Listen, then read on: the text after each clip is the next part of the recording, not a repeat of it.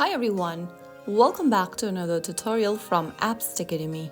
Today in this episode, we will be learning how to add a profile picture on the Bolt application step by step. Having a profile picture on Bolt helps drivers recognize you easily, improve your account, and make your ride smoother. Launch open the Bolt application on your smartphone and log into your account. Once you're inside the home page of Bolt, go to the top left corner and tap on the menu button.